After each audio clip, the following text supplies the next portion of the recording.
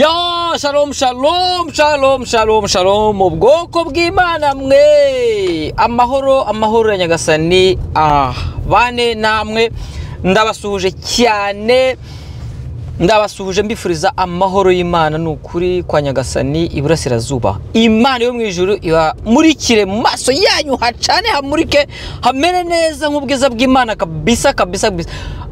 arya mbanje bahemvaye mvuza biburasirazuba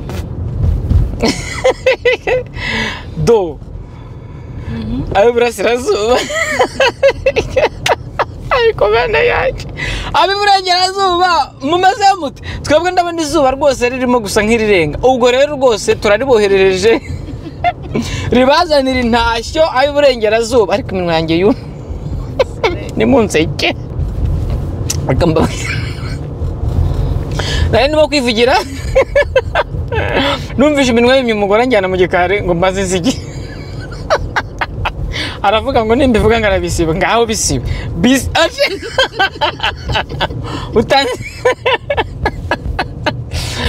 nuko rata nabasuhuzaga abantu b'iburasirazuba tuboherereza izuba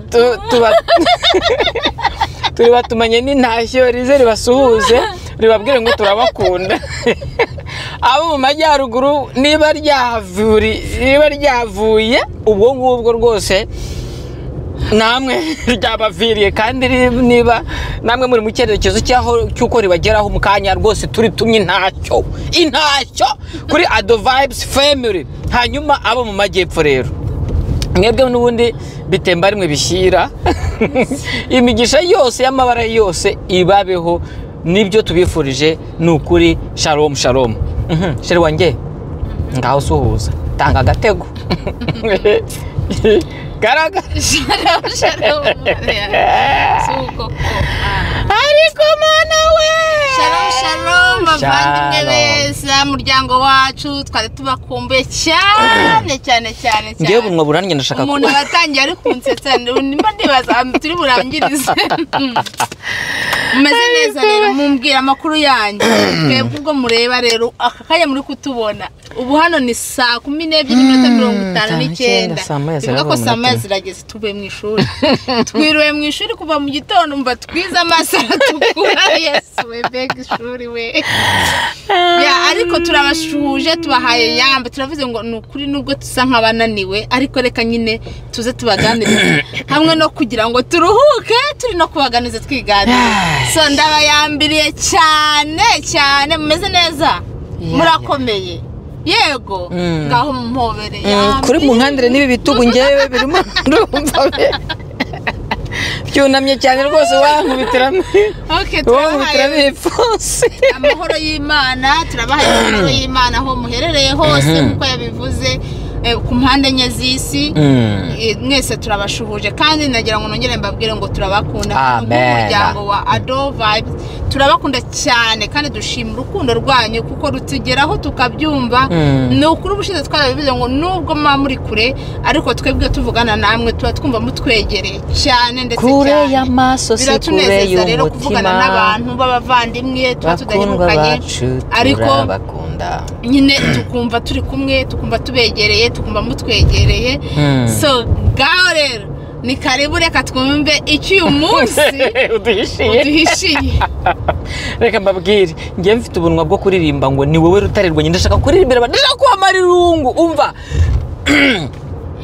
ndashaka kubaririmbira ngo ni wowe rutare rwanjye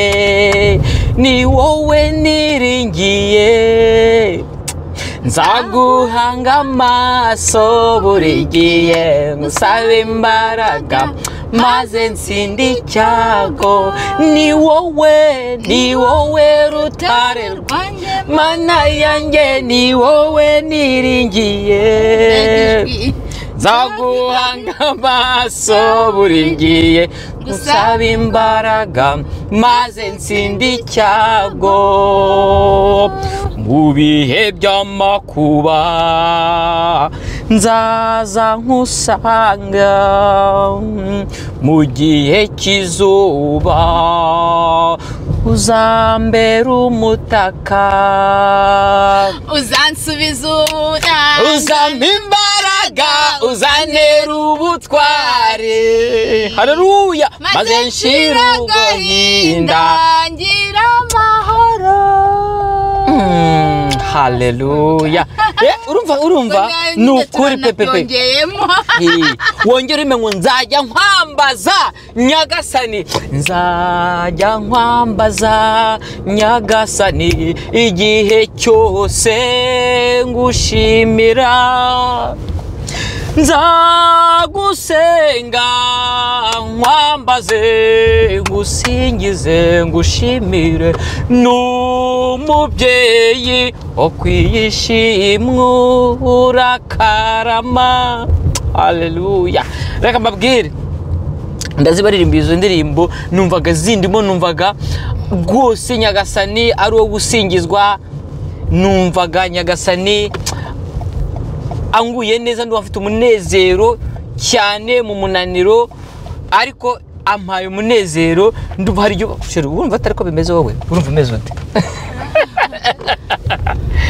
abamararungu mumeze muti? nyagasana kuyishimwe, nyagasana kuyibisingizo, nyagasani ni mwiza, yagize neza kandi n'ubu ngubu aracyagira neza. uzansubiza ubuyanja, uzampa imbaraga, uzantera ubutware, maze nshira agahinda ngire amahoro. Oh my God. ngo nyagasani rero niwe dukesha byose, niwe dukesha ubu buzima dufite, niwe dukesha ibyiringiro dufite, niwe utuma tugenda tukagaruka, niwe utuma turyama tukabyuka, niwe utuma turwara tugakira, niwe utuma tujya guhaha tukaronka, niwe wenyine dukesha ubuzima bwose dufite. uwo rero niwe tubatuye, niwe tubaragije ubuzima bwanyu, imigambi yanyu yose, ku ijambo rye rivuga ngo munyikoreze imigambi yanyu yose kuko nita kuri mwe. rero Imana yo mu ijuru yite ku muryango, uturi mu muryango Imana yite ku muryango wacu, Imana nyiri imbaraga, nyiri ibihe, nyiri ibisubizo by'ibyifuzo byose dufite, ndasabye ngo ihaze kwifuza k'umuryango wa Ado Vibes. mumeze mute hirya mu muryango? mumeze mute bakuru, abasaza, abakecuru, ababyeyi bacu, ingeri zose, urubyiruko ndetse no kugera ku bana bato, imisore, inkumi, mumeze mute? imivubuka urabizi? imivubuka, abavubuka ni ikigande, urubyiruko yes. so turabasuhuje rero, tubifuriza ibyiza. ni wa mujyo, turi mu muryango, ubu ngubu twateye agatebe, turimo turaganira, turamarana irungu, turabazanya amakuru. ese nyuma y'ejo bundi hashize n'uyu munsi muratangaza iki? Sheri warangije kubasuhuza? cyane rwose, ariko ndahari rwose, ni ukuri ndahari mugabo. tubwire imvamutima zawe. imvamutima zawe kuri uyu mwanya. hari iriya ndirimbo uririmbye, numvishe nyine iraneje, kwa sinarenze ko uyifite muri mind yawe, ariko yongeye kunyibutsa ibintu byinshi. uzansubiza ubuyanja, uzampa imbaraga, uzantera ubutwari. ubuzima tubamo buri munsi ni ukuri tubukesha Kristo uduha imbaraga. Pawulo niwe wavuze neza ngo nshobozwa byose na Kristo umpa imbaraga. ari ukuntu wabibonye ko turi kwiga byagezemo hagati, nkumva biranze. ndakubwira ngo genda ngo wirambike hariya. twe dufite amasaha menshi yo kwiga ebara, kandi ibintu ni byinshi, turimo turegera igihe cyo gusoza umwaka. ni ukuvuga ngo examen, presentation, ibintu byinshi dukeneye, turasabwa gukora. noneho hari ukuntu nagiye kubona biranze, umutwe urandiye tu, numva imibarijemo ibihekane, numva biranze pe. ariko burya niyo kugira umuntu mubana ukwencouraginga ni byiza, ugutera imbaraga. murabizi yuko twebwe turigana n'umugisha twagize, ntabwo ari ibintu abantu benshi bumva, kuko ntabwo ari ibintu biba ku bantu benshi cyane, ko benshi badakunda kugira. turi unique, ariko uyu mugore yagirirwa inyuma akajya amenya imigambi n'imigabo yanjye byose. bamwe muri bake cyane bakora ibintu bisa. ngo niko we, ngo uburirane n'umugore wawe mukagendana ngo mukuwa. what happened iyi ndirimbo ikintu nyibukije ceceka wa munwa we nuko mu byukuri Imana yo mu ijuru niduha imbaraga narebaga nari mfite a bunch of things ngomba gukora ibintu byinshi ngomba gukoraho muri icyo gihe mfite ariko noneho ahantu ningeze kuri dogre ndi gufungura machine amaso ntarebe nkumva biranze noneho Shara arambwira ati rero reka nkubwire just genda ufata kanapu 30 minutes nap ni iki what is a nap akanapu akaruhuko gatoya ukagenda nyine ukirambika tugahumbya amaso urumva so Imana yarishimwe kandi umugisha yoke university imeze neza unagubura ahantu bakwirambika ukuri nagiye nirambika ahantu kuntu ariko mu mutima niko nari ndimo nsenga saba Imana umpa imbaraga kubera ko ibintu ndakeneye kubikora ariko kuri degre ngezeho nakintu nashobora gukora reka babwire uzansubiza ubuyanja uzampa imbaraga uzanera ubutware maze nshira agahinda gira amahoro nukuri reka ngende sinzi niba n'iminota 30 yashize pe hari ukuntu nyine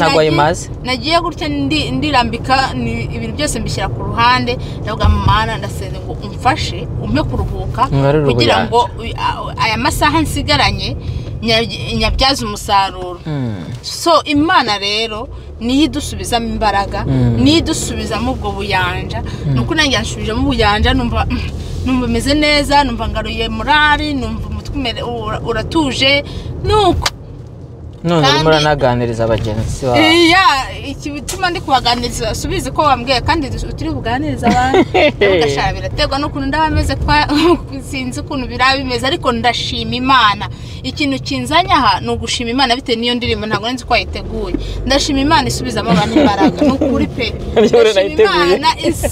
isubizamo abantu imbaraga niyo yanshubijemo imbaraga mbasha gukoresha igihe cyane nari mfite ngikoresha neza kimbyarira umusaruro ku buryo nanjye ntacyo mvuga nti hari icyo ngezeho kuri Imana ishimwe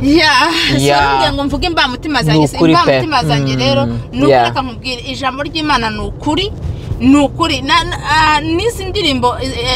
cyane cyane zo kuramya no guhimbaza Imana twumva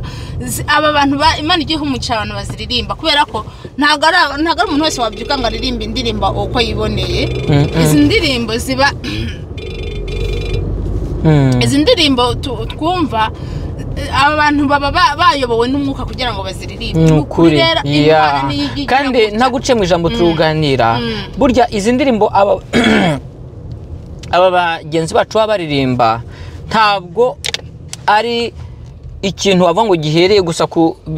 migambi yabo niy'Imana iba yarapanze umushinga munini kuko izi ndirimbo nk'umuntu wayiririmbye ntago muzi ariko ndahamya yuko abantu impera z'isi zose ziyizi kuva nkiri umwana narayumvishe nta nubwo hari igihe cyageze nkumva nyine ariko uko ubu ngubu ntumbaze ukuntu yaje ariko numvishe ifite imbaraga bivuga ngo iki rero Imana iba yarateganyirije umuntu wese mu gihe cyo kugira gute mu gihe wenda nta kiti cyo kugotwa mu gihe cy'ibibazo Imana iba yaragushyiriyeho akabando ko kuzagusindagiza Imana iba yaragushyiriyeho akabando ko kuzagusindagiza mu gihe uzaba ugeze mu makuba akabando kashobora kuba indirimbo kandi uwo twagiye turi umuryango ibi ngibi tuvuga ni ibintu niba iyi ndirimbo ndi kuyumva nkumva amagambo yayo yongeye kunyunguramo imbaraga nkongera kumva imvamutima zanjye zibaye nshya nukuri twari tunaniwe ariko ntekereje yuko tugiye kuganiriza abantu iyi ndirimbo yahise inzamo numva inteye n'imbaraga numva imbaraga rero nta handi ntabwo ari uko ndiye ntabwo ari uko nkwe ahubwo nuko hari ukuntu Imana yaremye umuntu Imana ijya igarura imbaraga mu mubiri ukuntu wari umeze ukuntu cero wanjye yarameze yarananiwe pe yarananiwe ataka amaso ananiwe nuko ndabwira rero ugenda wirambike ariko ntabwo yaryamye iminota ntabwo ari 15 kuko njye nari maso narebaga ndi kwiga so ibi rero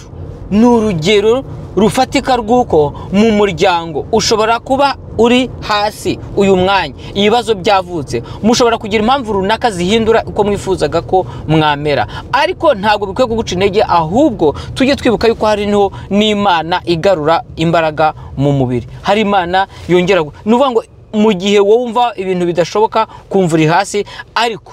jya ugira undi mutima uwo kumva yuko mu kanya kari buze ibintu bishobora kumera neza. Ikindi yabivuzeho gukomezanya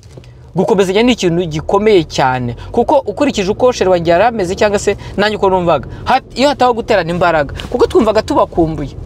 twagiye mu ishuri dushaka kugira ngo tuganire, ariko haba inama yo kuri Zoom, yo kuri telefone, ariko turavuga ngo nidutaha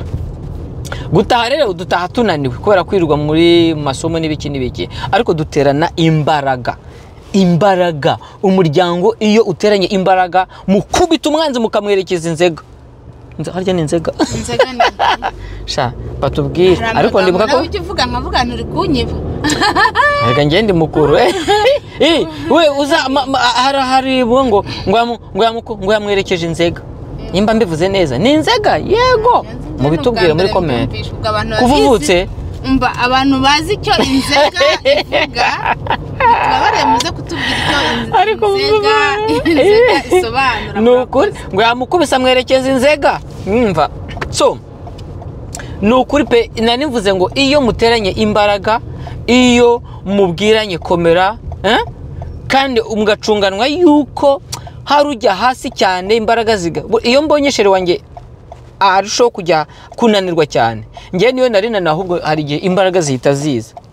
hakaba igihe nanjye mba numva neza we agahita. Ni ibintu byikora, ariko ibyo byose bituruka kuki? Bituruka kuri wa muryango. N'ubundi mu gihe cy'ibyiza mubisangira, mu gihe cy'ibi nabyo mukamenya yuko mubifatanije mugakomezanya. Nguko rero uko turimo kuganira, umuryango wacu dukomezanye. Mu gihe habaye impamvu zo kugera ibintu bijyana umuntu hasi, se ugira ngo ni bimwe hashwe, ushobora kumva n'amakuru akaguca intege. Ushobora kugira impamvu runaka y'akantu gato ukumva, ushobora kubyuka ukumva muri wowe ntabwo byagenze neza, ariko gukomezanya, kubwirana komera. Ikindi ni muri rwa rwego, muri cya kintu cyo kurwanya ubunebwe cyane ni ikintu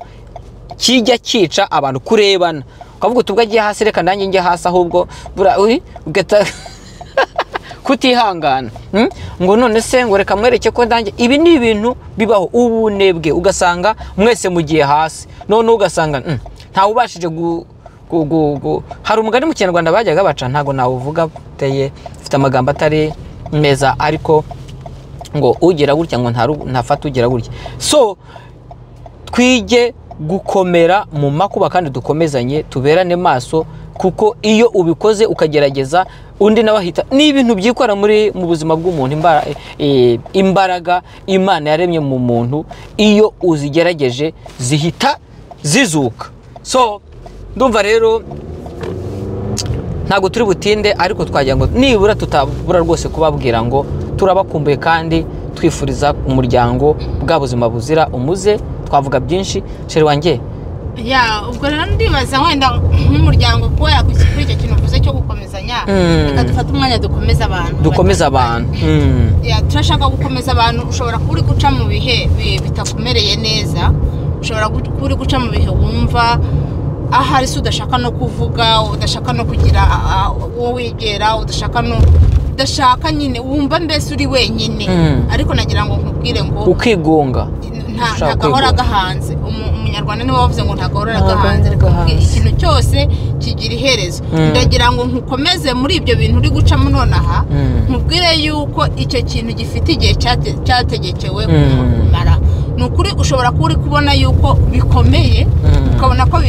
bigoye mu buzima. Hari ijambo ukoresheje uravuga ngo ibidushyira hasi, ntabwo ibidushyira hasi bigomba kuba ari ibintu binini cyane. Nk'uko yaravuze ngo ushobora kumva amakuru akaguca intege, akagushyira hasi. Ushobora kuba uri guca mu kibazo wenda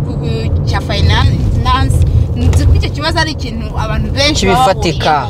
faranga ukaba muri aka kanya amafaranga mbese bimeze nabi ukavuga ati amatariki 20 zageze kandi ntago bimeze neza account ntago imeze neza turi kwegereza igihe cyo kwishyura ibintu nibi bills ariko reka mabwiza ukuri ni mukomere yakubwiye ngo mukomere yuko ibintu byose ducamo nukuri hari Imana iri hejuru yabyo kandi tureberera iyo tubirenze rero tukareka kuba ari byo duha urwaho ngo ari byo dushira imbere cyane aka kantu gashyiremo nkugire ntabwo nshaka kuvuga ariko mise ntekereza ikintu uvuga uti mukomere mushaka guca kuba muri guca mu bihe bigoye wenda mu buryo bw'ibifatika imifuka itari gubaramo nta kivamo kandi ari mu mpera z'ukwezi muri aya matariki mabi mpita ntekereza hari mu miryango hari abantu bashobora gupfa ibihe nicyo bibazaniye umugabo gatekereza uti baba we ubu ngubu none ndazibandwa nziganisha hehe none wategera ko nta mafaranga ufite bikakujyana kure bigahita biguhindurira kwa kundi warubanye n'umuryango wawe n'umugore wawe ya communication uko mwajyaga mushima none wowe ugahanga umutima wo gutekereza kuri bya bintu by'ibibazo gusa ugasanga rimwe na rimwe murabishwaniye ugasanga komeza ukivugiyeho ntabwo nshaka kugitindaho kivugiyeho tunabakomeza ntabwo ndi bugitindeho cyane ngise kinzamo ko kijya kiba reka dukomere nyine reka twige gukomera no mu bihe mwe gushwana mwe gupfa ibihe bibi ntabwo dukwiye gutandukanywa n'ibihe cyangwa se gushwanira ibihe turimo ni ukuvuga ngo twe guterwa umushiha ikintu cyose gifite igihe cyategekewe kandi reka mbabwire ibintu ducamo uyu munsi nibyo bitwubakira ubuhamya bw'ejo hari umuririmbyi yabiririmbira muri minge nabuze nta wari uri mu mwuka pe ngo amarirurira urira none nibwo buhamya bwawe bw'ejo ibibazo urimo none nibwo buhamya bwawe bw'ejo n'ibindi reka nkubwire hari umuntu udakunda ubuhamya se mbese ntidutifuza kugira ubuhamya bwiza rero ibintu ducamo bitewe n'uko wabiciyemo kugira ngo ubuhamya bubeho bwandikwe nuko hari ibyo umuntu aba yaciyemo noneho akabinyuramo akagira uko abyitwaramo nuko azabivamo ibyo nibyo bituremera iki bivamo ijambo bita ubuhamya rero ibyo uri gucamo uyu munsi wa none nibwo buhamya bwawe bw'ejo ni gute rero uri gutegura ubuhamya bwawe kuko kugira ngo bizabe ubuhamya bizategwa nuko wahagaze muri ibyo uri gucamo uyu munsi wa none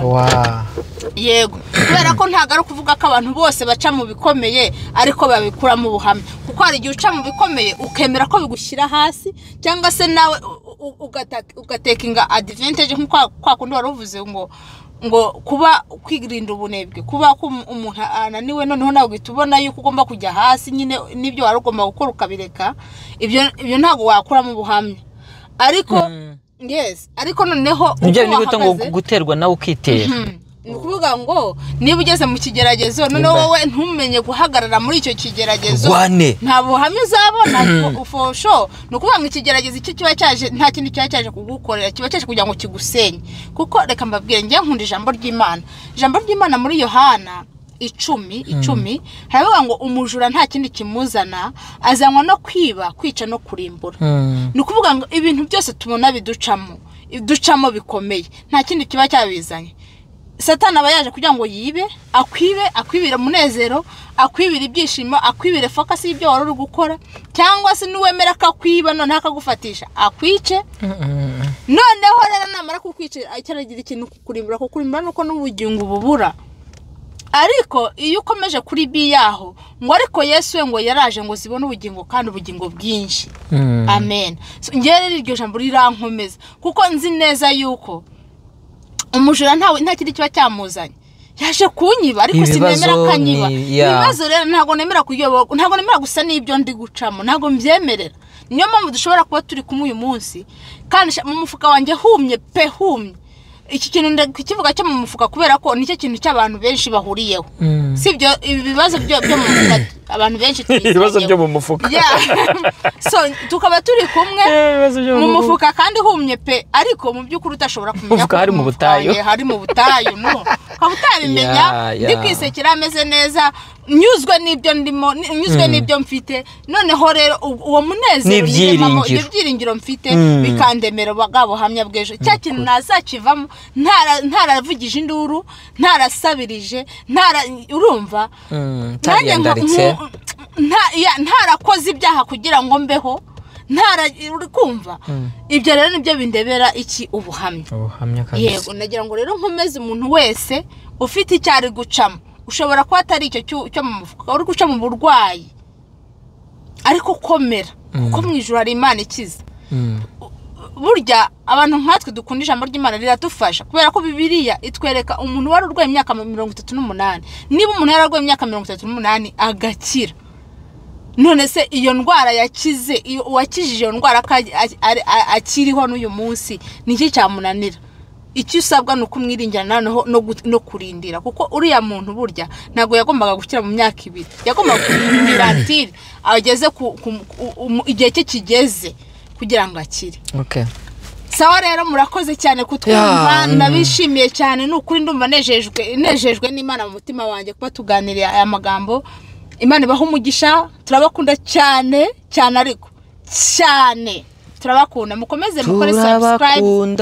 mukore like na share numvisha umwana wacu none mutoya nawe ari kwivuga praise ngo miki so mukomeze musangize n'abandi twubakane dukomezanye dukomezanye ariko reka mubwire komera ibyo uri gucamo byose uko bimeze kose uyu munsi nkuzaniye ijambo ryo komera hari ibyiringiro by'ejo Imana iguha umugisha uyu munsi urumva ko rwose pe ntabwo twavuze gusa bya bindi bisanzwe ahubwo nabavuzemo n'ibintu bifata ku bugingo kandi ni ukuri ni ryo shingiro nubwo turi muri societe tuvuga ku buzima busanzwe ariko mu by'ukuri nanone identity yacu ntabwo